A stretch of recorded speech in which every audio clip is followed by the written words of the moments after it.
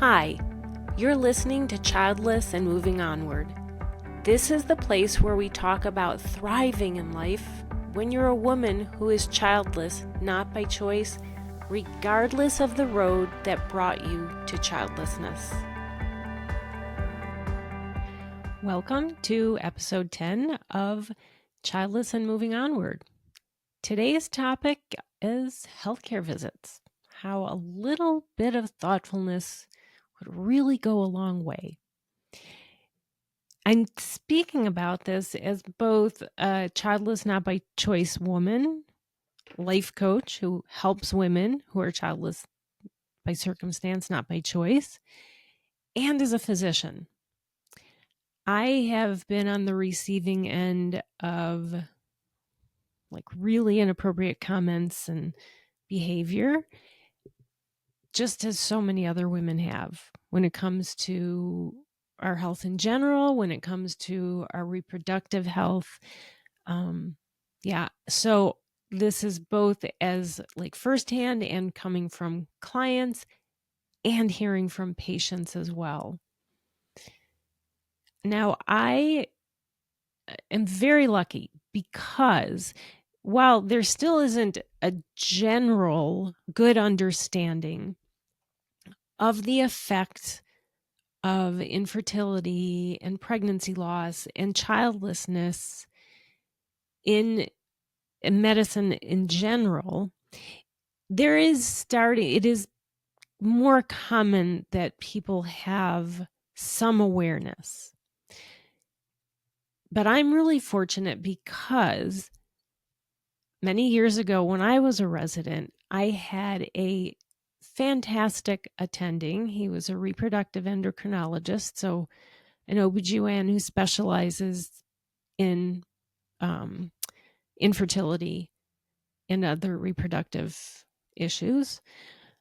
And long before there was more of a general understanding of the pain of infertility and pregnancy loss and childlessness, he was well aware of this. He had begun to study it. And so he passed on that knowledge, that understanding. So I'm very fortunate.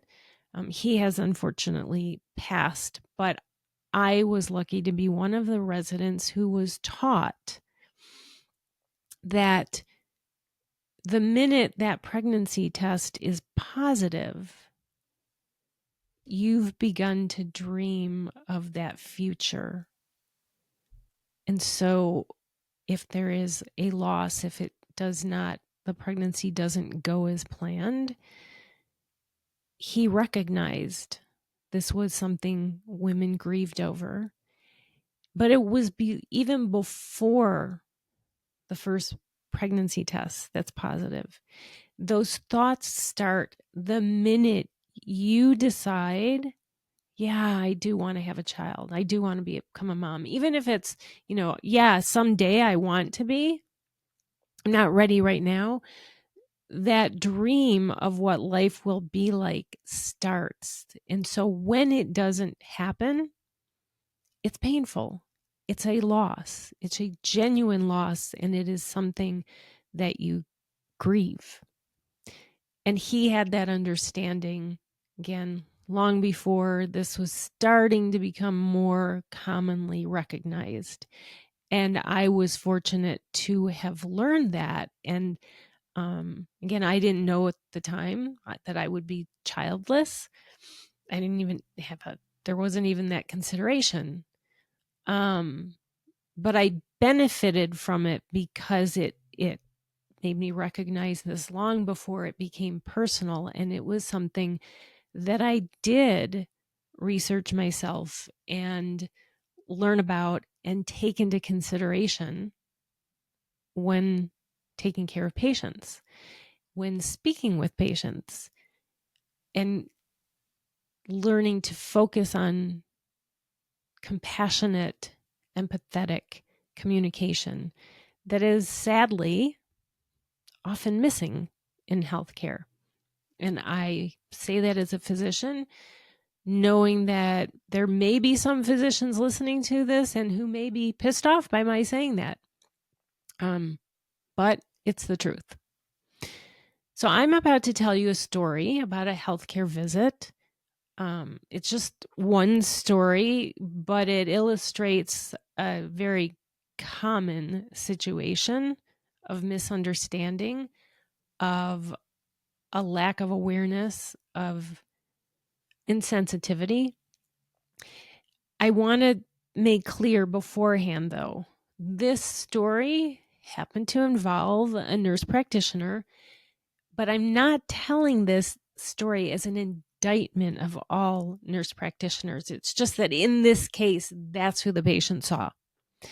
So these horror stories that I've heard from patients, from clients, from women in support groups, horror stories about the pain of healthcare visits when it comes to fertility status, when it comes to reproductive history, they are not isolated based on gender of whoever is taking care of you. They're not isolated to specific location or locations in the country. They're not isolated to right versus left. It's not rural versus urban versus suburban in terms of locations. And it's also not specific or isolated, I should say, to specific level of the healthcare person. It happens across the country, every political persuasion, race, religion, and level of education of the person who is providing care or assisting with it. So it includes medical assistants through physicians, and sometimes, yes, even the office receptionist, truly. So the story goes, what happened was this was a woman who she'd gone through menopause. She didn't have children. She established care at a new primary care office and was going for an annual exam. Beforehand, she filled out the history online. The section on gynecologic history, reproductive history, asked, how many pregnancies, how many miscarriages, how many deliveries, how many were early, all that. The patient had no pregnancies, and so that's what she filled out. So she goes to the healthcare visit. She's taken into the exam room, gets ready. The nurse practitioner walks in again. It just happened to be a nurse practitioner in this case, but this scenario I'm describing plays out at every level of care and education in medicine. In any case, the nurse practitioner was looking through her chart, reading through and then confirming some things about her health history. And when she got to the section for this woman's gynecologic history, she didn't ask anything, but she began talking at the patient. It felt like she was being talked down to, being lectured, because she started by saying she couldn't imagine not having children. That this patient, she told her, she had no idea what she was missing. That she, this nurse practitioner, would have done anything necessary to conceive. The nurse practitioner didn't ask a single question about her gynecologic history. She just assumed, based on the answer, that she had no children.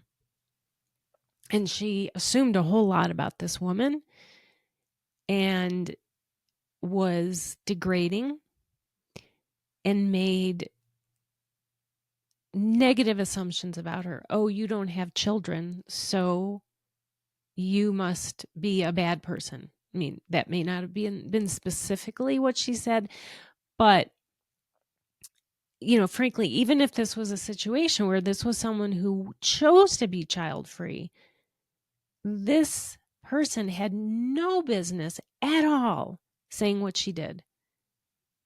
It was filled with judgment. It was filled with assumptions. It was filled with negativity.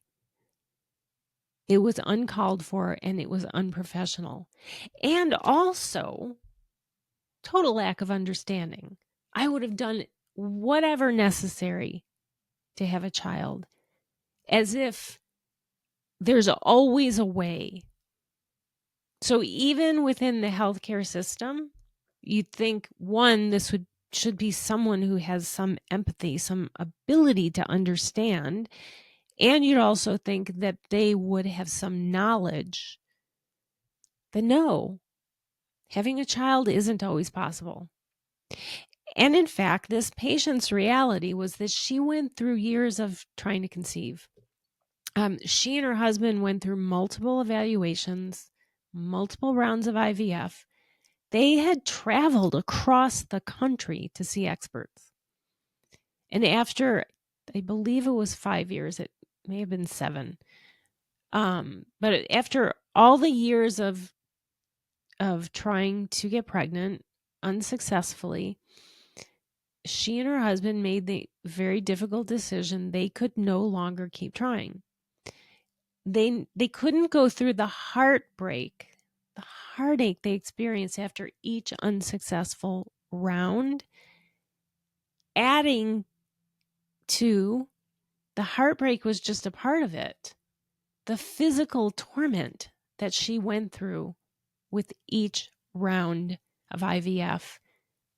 And there was never full recovery going back to her baseline.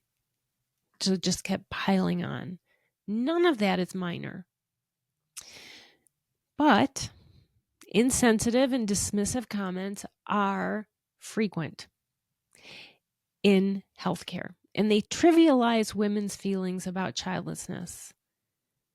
So the assumptions and the stereotypes about childless women aren't limited to the general public.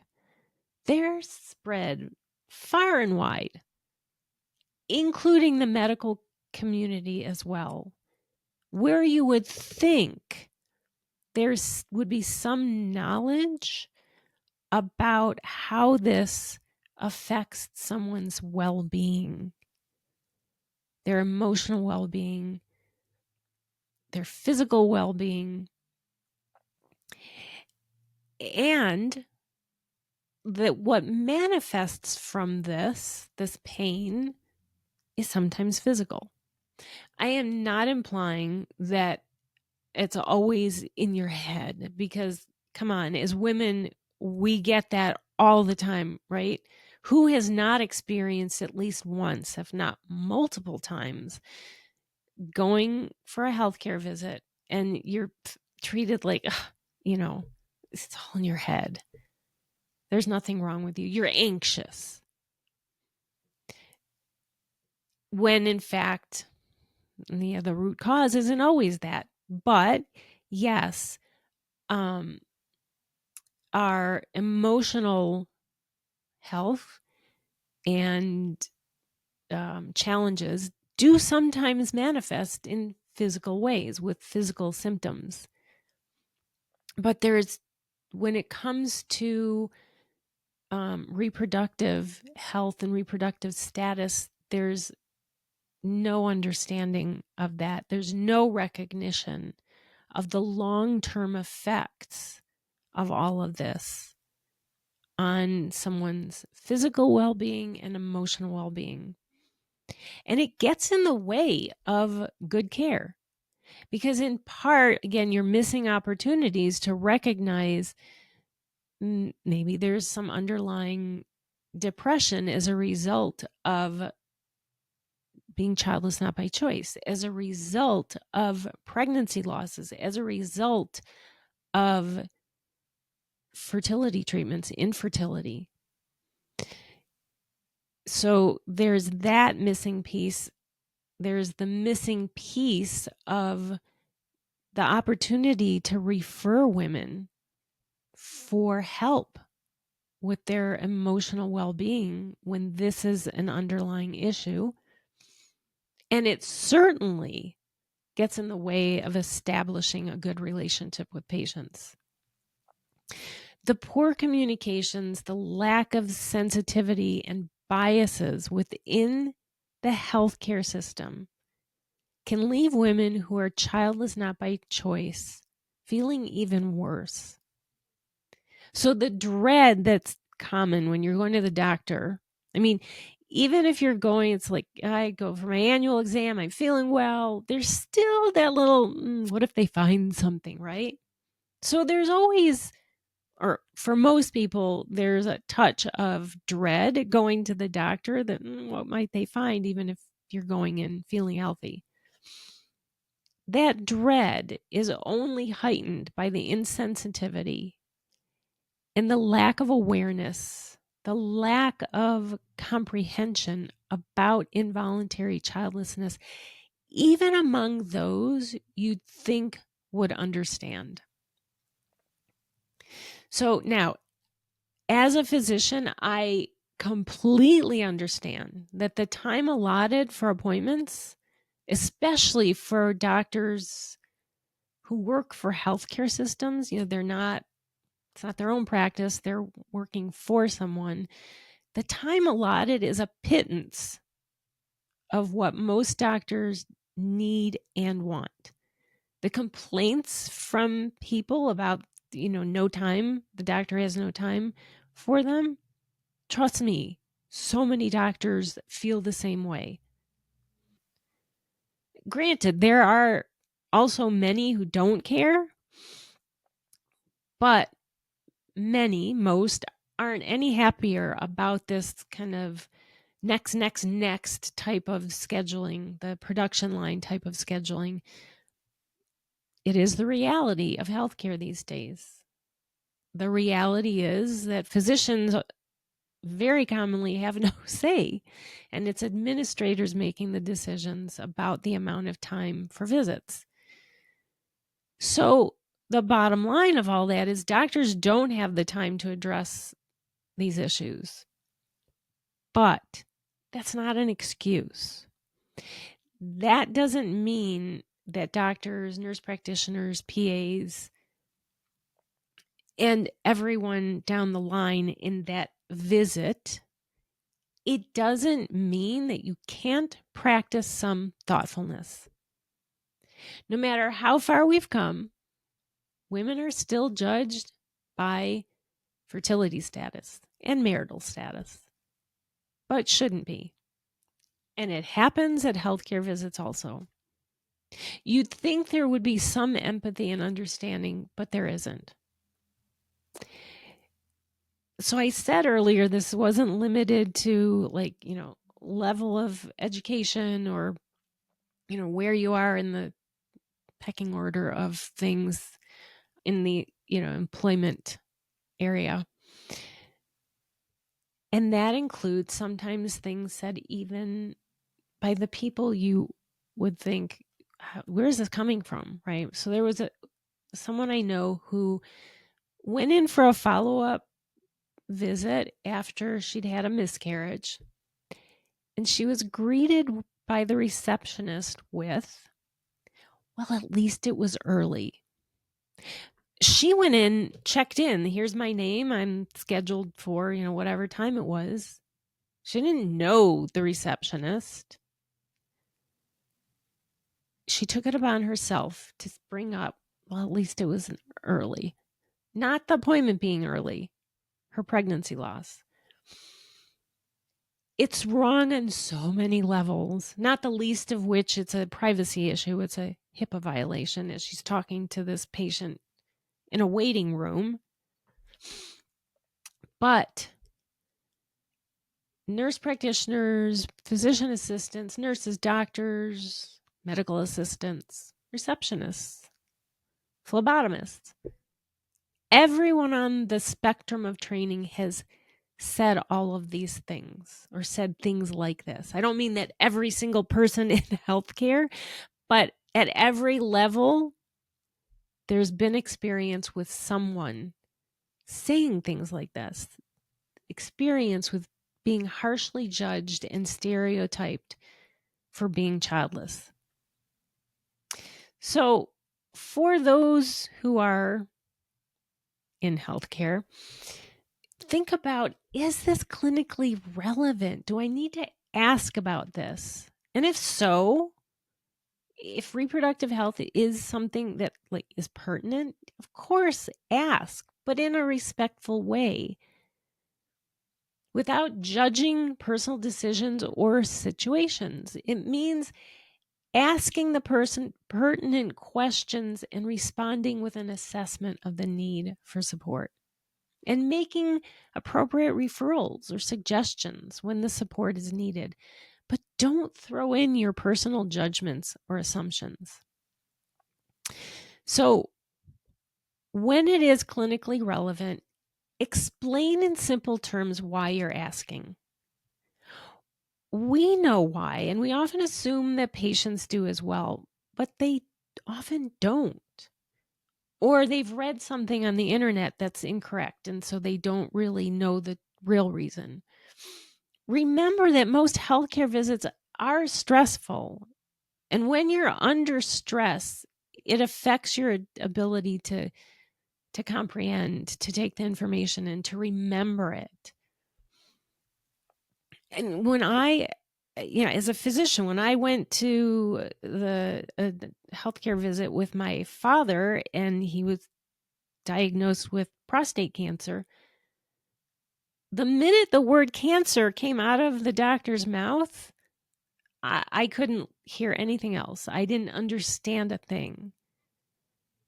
And I'm a physician, so think about how your patients who don't have medical background, are experiencing this. I've had to explain to countless women why they were asked about pregnancy before an x-ray or before being given a prescription. No one explained it to them. And the patient misunderstood and was angry at whoever was taking care of them.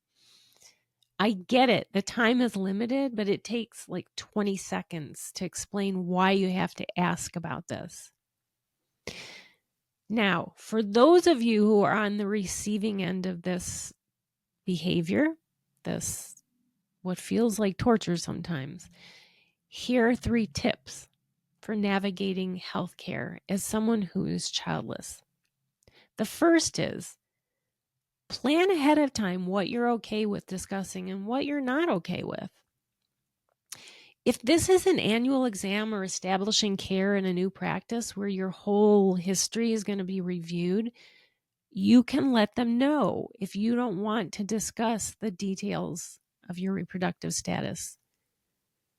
You can tell them this is, sensitive for me. You have the information. Unless you need more for other reasons, please don't ask about it or comment about it. There is nothing wrong with that. There is nothing wrong with advocating for yourself.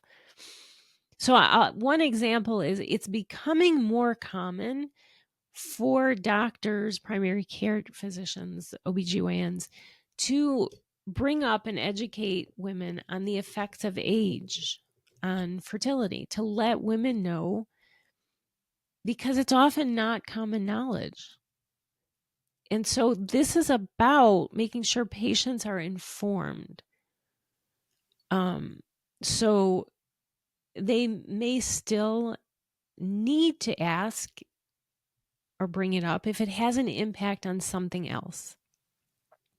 So just understand that sometimes they will bring things up because it may have some effect somewhere and they want to make sure you're informed.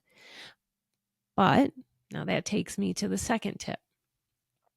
If it's brought up and you don't know why, ask. Ask why they're asking it or bringing it up. Again, advocate for yourself. And if it's something that is pertinent, then they should be discussing it in a non-judgmental way. Which brings me to the third tip. If it's not pertinent, you can speak up. You can ask why they feel it's necessary to bring this up. If you've said to them, ask them, what do you need this for? And they don't have an answer, that's just ask them, why are you bringing it up? And the other part of that is if it is pertinent, they need to know this for your care. Maybe, they need to know about your history of D&Cs because that's going to affect something else. Like they need to know what your surgery history was for your gynecologic history, or that you went through infertility treatments that were not successful. They may need that in terms of figuring something else out that's going on. So sometimes, yes, it is pertinent and they do need to ask about it, even if you've said, please don't. But it should be brought up in a judgment-free way. They should be explaining to you why. So speak up and let them know you're not okay with how they're saying things to you, with how they're asking. So please keep your judgment out of this. Again, advocate for yourself. There's nothing wrong with that. All right, that is the end of today's episode. Thank you for joining me, and I will see you next week. Thanks for listening to Childless and Moving Onward. I hope this episode was helpful to you. If you liked what you heard, you can get more help from me with my guide, Steps to Overcome Self-Doubt and Feel Worthy When Being Childless Isn't by Choice. Click on the link in the episode notes, or you can find it on my website, pathonward.com. Until next week, thanks again for listening.